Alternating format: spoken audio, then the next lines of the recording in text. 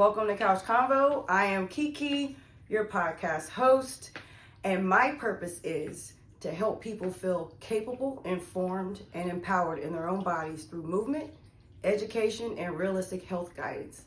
Today, I am interviewing my bestest friend in the whole world. I've known this woman since 2003. She came running towards me when we worked at the shipyard. Hey, I know you. I've seen you before. I am honored. I am blessed to have this beautiful woman as my friend. She is the proud owner and CEO of Alchemic Ara Wellness Center. Ladies and gentlemen, I introduce to you Rosalyn Collins. Hi, everybody. Rosalyn is a life coach, you guys, and she's more than that. She's everything. She's been in my life. She's helped me through hard times. Again, I've known her for 23 years. And our conversation today is about life coaching, healing, emotional trauma, coping skills, things that you can do to get your mindset back on track to move forward in life. And you won't have to do it alone, okay? So, welcome again. My first question, Rosalyn. Just jump right into it, will you? Of course I will. We've been laughing for years, so you're going to hear us cracking up at little stuff. So, you have therapists. I interviewed a psychiatrist. I've interviewed a licensed clinical social worker, and now I'm interviewing you as a life coach. What is the difference between a therapist and a life coach? That's a good question. People often get those confused. Well, at least therapists and psychologists and things like that. Not what a life coach is at all. So if you can imagine a sports game, Yeah.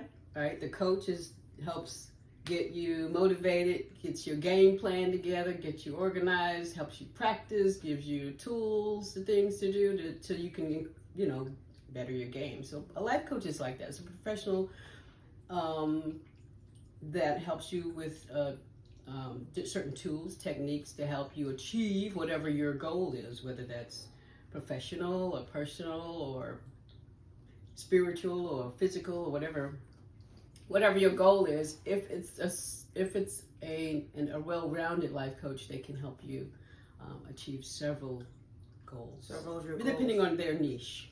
True. Mine touches a little of everything. A little bit of everything. Mm-hmm. Yes. When should someone seek therapy versus coaching? Well,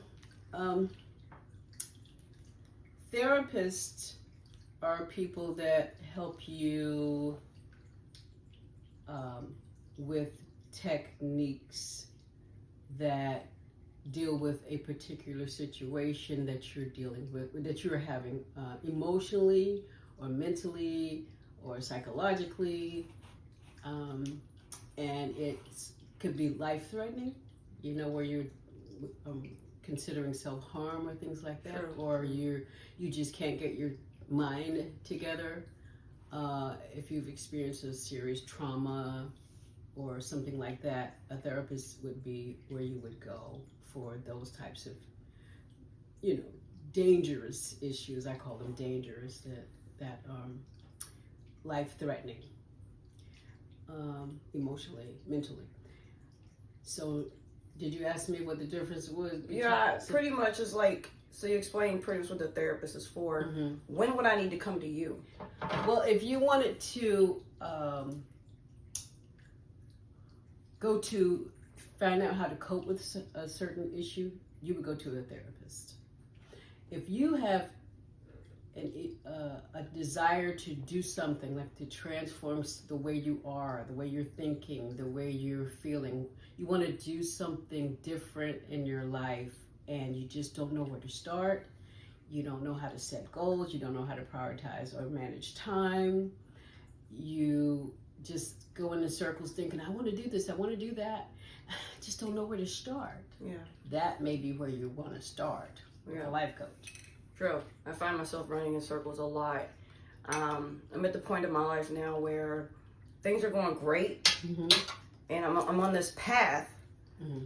and I'm like, well, what path am I on? I'm just walking. Right. I'm walking, and I'm like, well, what path exactly is this? Right. Where is this path leading me? Mm-hmm. And I know that it's not your intentions that help you reach your destination. Mm-hmm. It's your direction. Yes. You know, so I'm walking on this path. I'm like, what direction am I going in? So in that case, I would need your help.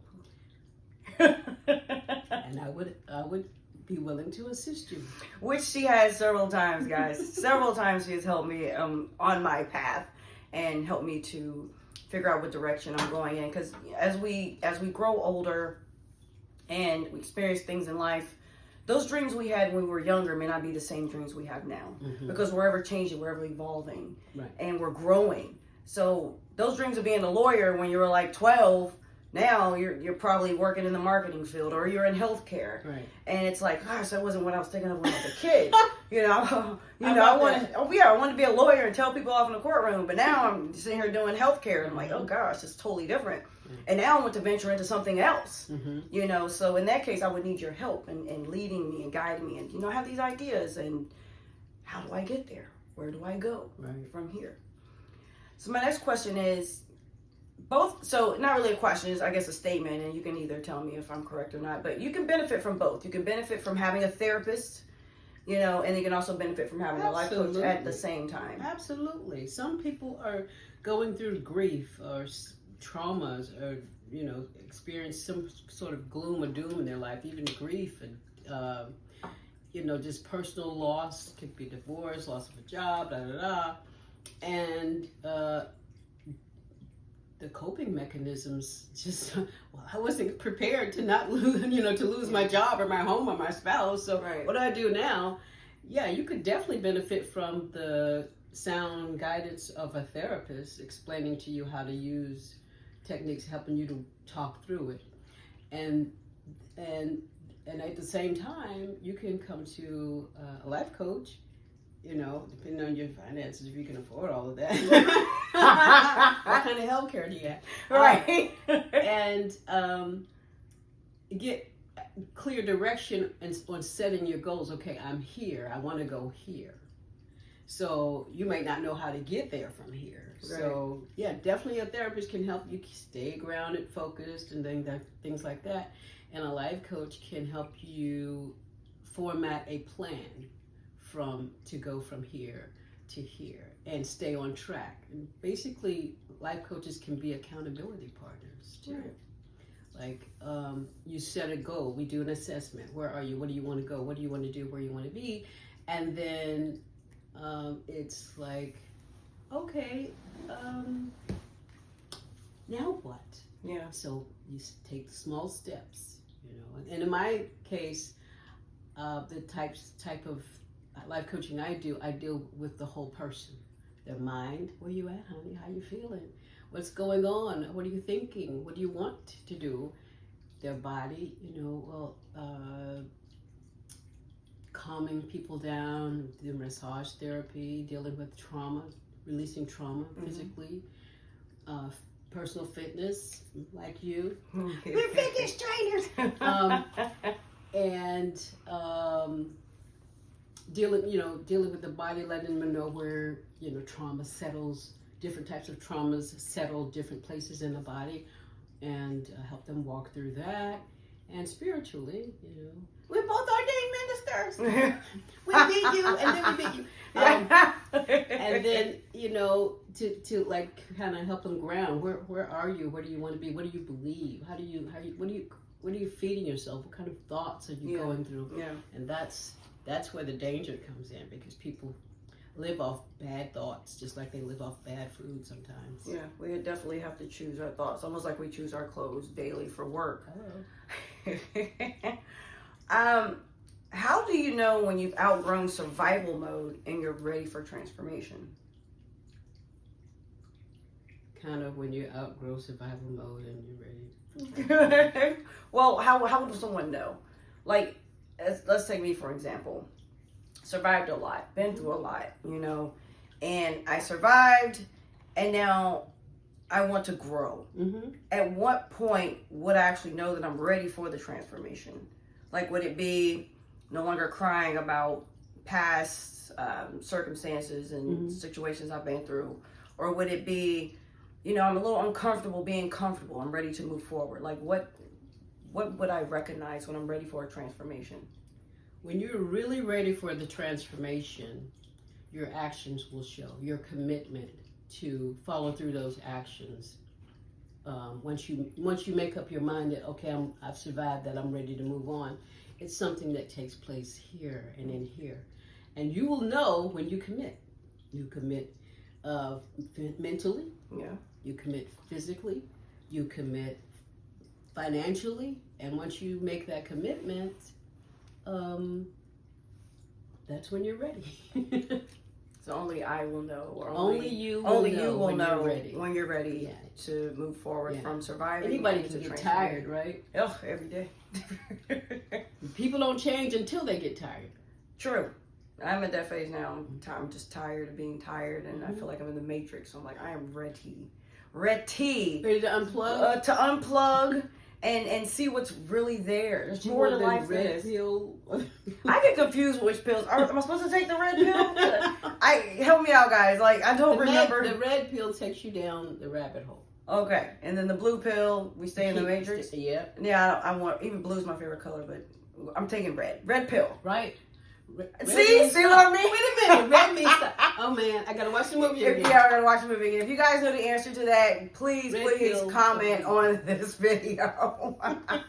Morpheus! Right. What are signs a woman has lost herself emotionally? The same signs that a man has. Which is? Well, first of all, you can't lose yourself. All right, you definitely have to explain that, because there's been several times where I feel like I've lost myself. So if you feel like, okay, I don't feel like myself anymore, that just means you don't feel like yourself anymore. Something has happened to you or with you that has absorbed your ability to recognize you in your own world. Okay. That being said, the next step is to do what I do. I get my little self, look at my little chocolate self in the mirror, and I talk to myself. Yeah. Hey, what's the matter with you? Hey, what are you doing? Hey, where are you going? Hey, what's going on in your life? And you have to, we're just taught so horribly, and I know you posed a question about women, but it's a universal issue where people feel like they lose themselves. Women specifically are emotional beings, so losing yourself emotionally, that motto or whatever is it's harder for us to pull back, because we take on so much. We're like water. We just, you're hurting over there. Come here, huh? Oh, they said that to you. Oh, let me. And next thing you know, you're the mother. You're the nurse. You're the doctor. You're the lawyer. You're everything to everybody, and you are nothing to yourself. Yeah. So, you've got to set boundaries. You've got to take inventory of what you're doing, how you're, just like you do with your bank account, you set your budget, your boundaries. Don't overspend, don't overextend. Yeah. Neither a borrower nor a lender be. Right? And take care of you, because that's all you have. That's all we have. Once it's gone, depleted. It's gone. Right. Right. What roles does mindset play in emotional healing? Oh, that's critical. Your mindset is everything. If you don't take control of your mind, somebody else will. Okay. Right? Yeah, it's true. The role that mindset plays in your healing is your healing. Okay. You see,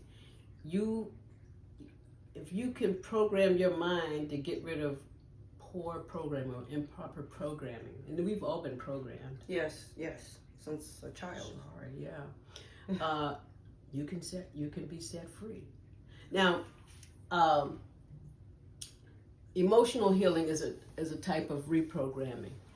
It works by overriding outdated formats, just like on a computer. Right. You have to, if something is going over and over again. So, say for instance, you're in a relationship, and the same thing keeps happening. You know, maybe she cheats on you, or he cheats on you, or whatever, but your programming is, well, my mom cheated on my dad, or my dad cheated on my mom, or my grandparents cheated and they stayed together. You know, so in your mind, hey, this is normal. I'm supposed to stay here. You know, so you might have been taught like that. Yeah. So and here's another example. Suppose as a child, every time you didn't get what you wanted, you pouted. Yeah, or throw a fit. You threw a fit or cry. That's fine if you're a child. Yeah. Right? But when you become an adult, that's not gonna work. It's not cute. No. It's not gonna work. So you gotta change your programming to accommodate what it is that you're trying to achieve or what you want in life. You don't want to be a spoiled baby. Well, I'm kind of spoiled. I think we all are. I think I do a little bit more pouting than most people. Yeah, at least behind closed doors, nobody sees it. But you can't get your way as an adult like you did when you were a child. So you have to reprogram. So yeah, mindset. Yeah, reprogram your thinking. Yeah. How can women rebuild confidence after heartbreak, burnout, divorce, or emotional trauma? How can they build confidence? Well, these things take time. It's a process. You get to the point where you realize that I can't keep functioning like this. I can't keep feeling sorry for myself. I have to break that cycle of woe is me, and grieve and resentment. If he hadn't done this, you have to, because when we come into this world, this is our journey. We are on our own journey, and that includes your wellness. So it's not ever the other person. Yeah. It is never the other person. It's always it's us. Always you. How am I functioning in this situation? Yeah. And is this the way I want to function? Right. I remember I used to come to you about things, and you'd be like, well, what about you? How are you feeling? How did you respond? How did you act? She always centered it around me. Never looked at the individual or the other situation. It was, well, what about you? Yeah. Because it's supposed to be about me. Self-accountability. Yeah. Makes a lot of sense. We talked earlier about negative thoughts and how, we can have our own, auto-suggestion, where we can just tell ourselves a bunch of baloney. The little gremlin or talks. Spam. Yeah, spam. Splurky. How does negative self-talk affect confidence and decision-making? Well, your mind, in the Matrix, Morpheus says, what is it? Neo goes, I'm bleeding. If you die in the Matrix, your mind is connected to your body. Yeah. Right? Yeah. So you have what you say. If you think that this is what you are, then you are. That's what you are. Nobody can declare. I mean, in any religion, there's always the phrase, or there's always this statement that you have what you say, or the power of life and death is in the tongue. Yeah, that's the word. Yep. Or, if you say it and you believe it, then you achieve it. And all of these things are true, because that's just the way we are. The word person means through sound. Mm-hmm. So if you say it, you're projecting to yourself and hearing it. If I'm hearing my word, that's why we use sound therapy. Okay. Because sound carries a vibration, and a positive vibration or a negative vibration has the same, will have the effect the same way. Okay. Either positively or negatively. So if you say negative things to yourself about yourself, your mind doesn't know that you're joking. You know, I used to always say, I'm fat. Stop saying that. You used to say, stop saying that. Stop saying that, yeah. You're going to be fat. And then I messed around and kept saying it. And guess what happened? I got fat. Because, I mean, you know, it's real. It's real. You're what you feed is what you feed is what you eat. Yeah. What you feed yourself is what you eat. If you eat junk food, your thoughts become junk. Your body becomes junk. That's Your right. life becomes junk. There's a saying, whether you believe you can or you can't, The result is the same. you're right. You're right. You are right. Whether you believe you can or you can't, Right. you're right. Yeah. And just like you can sit up there and stand in the mirror and tell yourself, I suck. I'm so fat. I'm so skinny. I gotta gain more weight. I look this, you know, physically. Or you stand in the mirror and you tell yourself, I'm so stupid. I wish I had this. I should have done this. You know, it's a self-reflection. It is. It's a self-reflection. So the mind says, all right, guys, I know she said we were going to change what we were talking about and we were going to do something different. But she went back. Yeah, 5 seconds ago, she just saying it again. Now she's saying that. Yeah. And the body's like, well, I thought we were going to. Well, we got to go this way now. So true. Sad. So true. Very true. What are some daily habits that can help shift mindset and confidence? Daily habits. Yeah. Whew. Well, I would say affirmations. That's what I was thinking. Daily Yeah. affirmations. Yeah, you can say daily affirmations. You know, I am strong. I am beautiful. I am resilient. Well, those are like cliche to me. Like, I believe that when you give yourself a daily affirmation, it's got to be more than just I'm strong, I'm this, I'm that. It's got to be meticulous to what you want to achieve or to what you feel you want to become and be. An affirmation is just that. It affirms. But what is it affirming? It has to affirm something that you've told yourself previously and you accept. True. So an affirmation, just saying anything, means nothing if it doesn't come with a consequence. I can say I am wealthy and spend all my money. You're right. No, I'm broke. But now you're just broke. But you said you were wealthy, but you didn't put any action behind it. Right. So, you know, I would say for me, and if I were to talk to my clients, I would say first thing you do before you go to bed at night is make a list of what you want to achieve tomorrow. It doesn't have to be a long list. It doesn't have to be 2 or 3 things. It can be 1 thing. But just so that you can say that you accomplished it, right? Yeah. Hear me out. So I go to bed at night and I say, tomorrow I want to call 10 of my clients to check on them, just to see where they are. So I go to bed with that as my goal. I go to bed with that is my purpose for the following day. Mm-hmm. So while I'm sleeping, my mind is preparing me, right, for tomorrow. So when I wake up, I achieve that goal. I might not call all 10, but I might end up calling 5. Mm-hmm. Guess what I get to do? I get to cross 5 off of my list. Right. And over time, what it does is it allows you to see that you can accomplish small things, right? Mm-hmm. So you accomplish things daily. And as you accomplish them, over time, you get into the habit of fulfilling your goals, accomplishing goals. And if you can accomplish small goals like calling 5 people, 10 people, then guess what? In about a year, you can look back at all those lists of things that you've accomplished. Well, if you can do that and those things in a year's time, there's nothing else that you can't do. But you get to see I did that and cross that out as achieved. So I would also say that requires discipline as well. So my next question is, how important is discipline versus motivation? Well, which weighs more? Or I know they both both have a heavy value Mm-hmm. to life and making choices and decisions.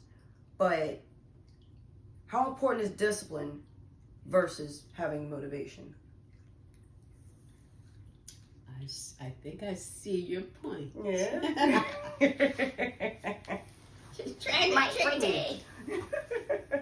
Well, motivation is basically something that you have declared that is important enough for you to achieve your goal. Okay. Your motivation could be, I'm going to do this for my granddaughter. I'm going to do this for my son. I'm going to go to school. I want to do it for myself. Your motivation could be anything. Right. This is for who that is for. But the discipline to continue to do it comes from something other than another. True. It comes from something other than something that you've attached your goal setting to. An external motivation. Exactly. Versus the internal locus of control. Come on! She's speaking that lingo.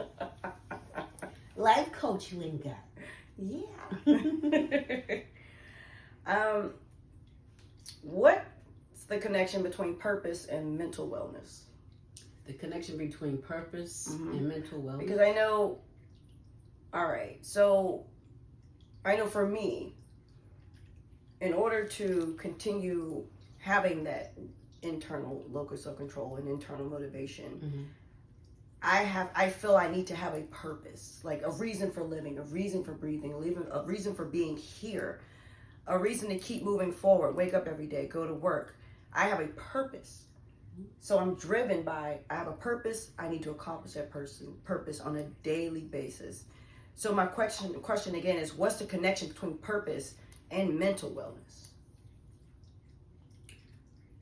Well, everybody has a purpose. Right. Whether we understand it, know it, or fulfilling it or not. Everybody was born for a reason. Correct. Ikigai. Isn't that the word they use, the Asian word? Ikigai. So, if I am understanding that I'm going to do something, I'm going to achieve something, I want to do something every day. You know, I have something in my life that I am living for. I'm enjoying it. It's why I'm here, right? That's the purpose. If I'm enjoying it and it makes me happy and it allows me to feel good about myself, what is the benefit of feeling good about yourself? What is the benefit of being happy? What does it do for your mind? What does it do for your body? What does it do for your spirit? The same thing that purpose does. Yeah, that's true. It's a fulfilling thing. Yeah. You know? And if a person is happy or content, I'm going to say content with their lives and the way things are going in their lives, then, and they keep doing it and they keep fulfilling it and they enjoy it, they're going to live longer. Yes. They're going to eat better. They're going to be more involved in their social community. They're going to have friends. They're going to engage. They're going to live longer. And have more positive thoughts on a daily basis versus having the negative thoughts. Be around good people. Be around good people. Your environment definitely plays a role. Makes a difference, in your mental wellness and your wellness in general. So what are you asking me for? You already know the answer. I'm asking you for the audience. Oh, okay. For you guys, because some of us, we don't know. You know, life be lifing. Like, you think? You know, and it's just, we get jumbled up in our heads. Again, we got all these clouds in our heads, and there's places we want to go, right. Things we want to do, people we want to become. And right. sometimes it's just like, time out. What am I doing? Yes. What's happening? There's so much going on, but I still have goals I want to achieve. I still have a purpose. I want to figure out what that is. I don't want to keep walking on this path and not knowing what direction I'm going in. You know, you're not ever going to know what direction you're going in. If you're walking on the path, there's only one path, and that's the path for you. No matter where you go, how many times you zigzag, you're going to end up, because there's only one of you that was born. If there's only one of you on the whole planet. So if you're not living your life, if you're not being you and you're trying to live somebody else's life, oh, I want to be like so-and-so, then who's living your life? Absolutely. Which is another reason we shouldn't compare ourselves with anyone either. You know, comparison, oh gosh, comparison would pretty much ruin you mentally. Yeah. It'll ruin your wallet. It'll ruin everything because you're spending money to be like so-and-so. Or I'm a broom. You're a mop. There's water on the floor. Here my broom self goes trying to sweep up the water. I'm trying to sweep the water off the floor, and I'm like, good we're just going to have streaks in the floor. There's still water, and that water's not coming off the floor. Who do I need? You, the mop. Yeah. You know, or if there's dirt on the floor, and you're a mop, and you trying to wipe up some dirt off the floor, you're just going to have a dirty, wet floor. I already know about that. It happened to me. Just in the kitchen a few minutes ago. Oh my goodness. So be who you're supposed to be. Exactly. You know, be you. Be you because everyone else is taken. Right. Be you. This is one of the things I would say. Be you till full. Be so full of you that you can't be anyone else. Yep. Can't be full of anybody. And that's a beautiful I love it. life. Beautiful life. Beautiful. Yeah. I have a question for you that I asked my friend Liz last night. Mm-hmm. And it touched me, and I'll tell you why after you give me your answer. Can healing require grieving old versions of yourself? Absolutely. Mm-hmm. Why wouldn't it? Oh, elaborate. Yeah. So, if I'm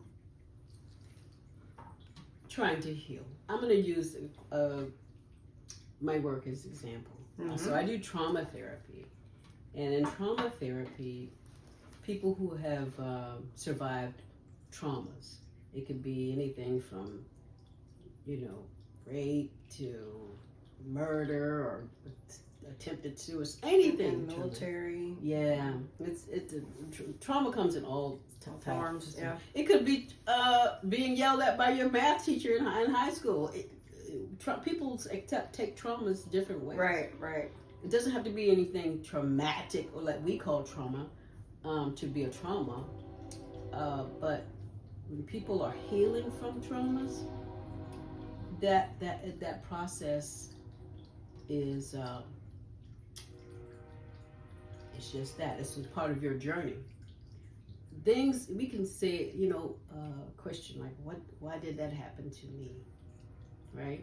Everybody when something why happens. does it happen to me? Why didn't it? Why shouldn't it? Yeah, this is your life. Unfortunately, there's not going to be all. I'm going to just say this, and this may be considered an opinion, but I'm going to say it anyway. All right. We don't really know or understand why bad things happen to us. We rationalize based upon our belief system. Yep. The word comes out. Belief system. It's God's will. I did something in another life, and this is my karma. We don't really know. We're just trying to explain, rationalize to make it make sense to us. Right. Everybody's life is different, and so if you've had a traumatic experience, I'm sorry if I'm going off course. Pull me back if I go too far. Safe words: pineapples. What? If you get too far, there was pineapples. It means come back. That's the safe word. What's your safe word? It's just you have to have a point in your life where you realize that you begin to understand that where you were going may have been a path, that part of your path that you were not supposed to go down, maybe, but it's supposed to teach you something. Right. Grief teaches us that life is not promised. Tomorrow is not promised. That's true. Death. Tragedy teaches us that you cannot get too comfortable with making plans that you forget that your life has an expiration date. These are just things that happen as a human being. We think about it. We are on a ball spinning around in space. Yeah. Right? Yeah. Based upon a principle called gravity that we don't even have any scientific proof of what it is. Pineapples. I'm just saying, and we're sitting around here thinking about problems that we created or that we have, and we're not even supposed to be here. How are we even here? How are we standing up straight on this ball that's spinning around in space?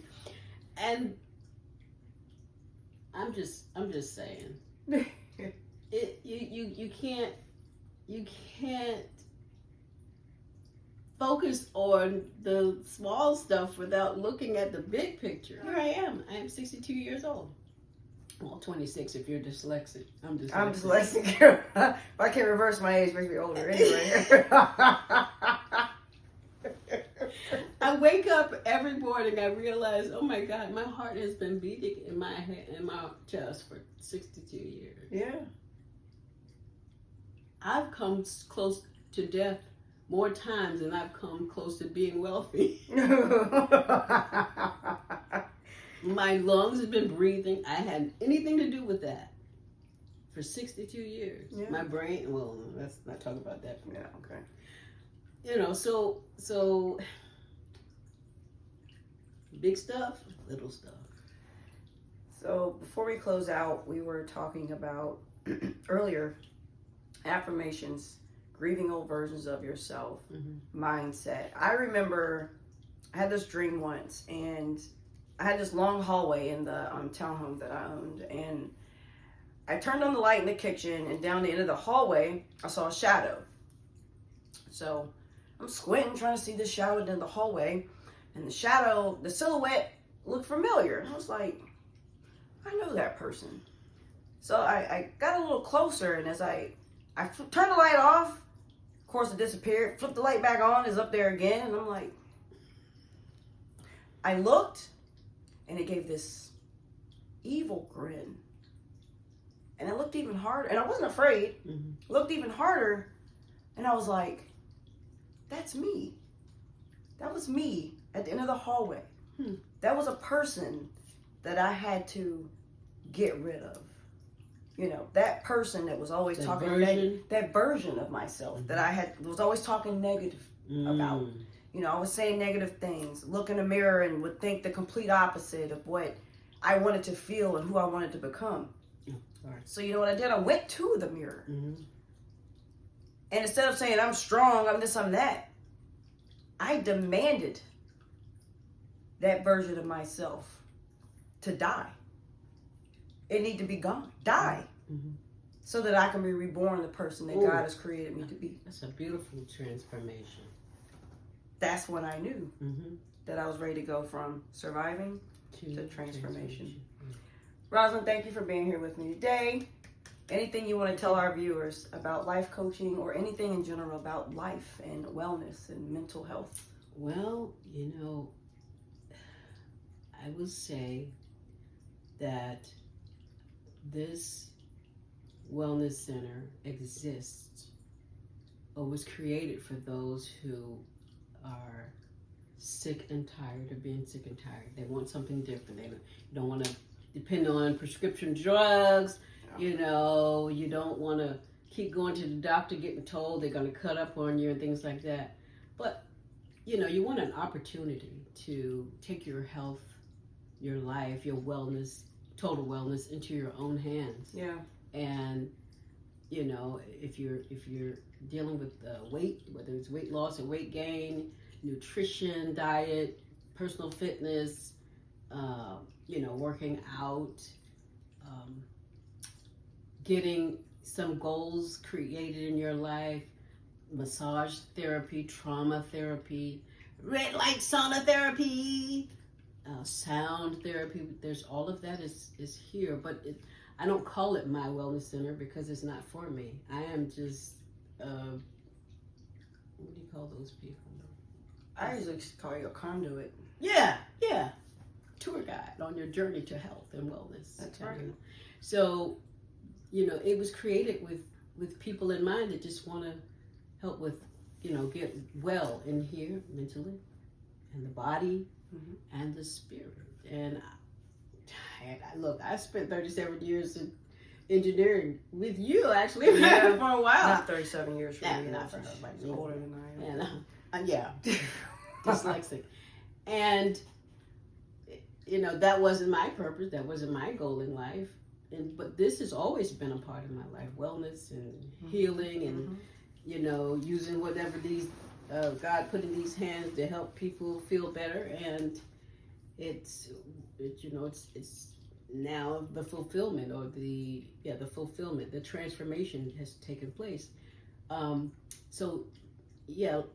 offer life coaching, mindset coaching, and spiritual coaching, and that is so that that I'm here to help you on that path in your life. That's why I became a life coach, because it's something that you told me when I asked you, I said, what do people say that you're good at doing? And not just because I was good at it, it's because it was as part of who I am. You have to live your life based upon the things that are helpful or good that you're natural at. So we are closing out this month, guys. Couch Convo. It is Mental Health Awareness Month. Thank you for being patient. We talked about mindset, just those coping skills with changing your mindset, and the stop, pause, and choose. We spoke on that. Today we were talking about healing. We were talking about knowing who you are and making yourself so full of yourself that you can't fool yourself with anyone else. Right. Not FOOL, FULL. All right. Look, I don't have all the answers. I'm here for you guys. I'm just a body who meets somebody to tell everybody about their body, so we can all be a happy somebody. God bless you all. Have a great rest of your day. See you next month on Couch Convo.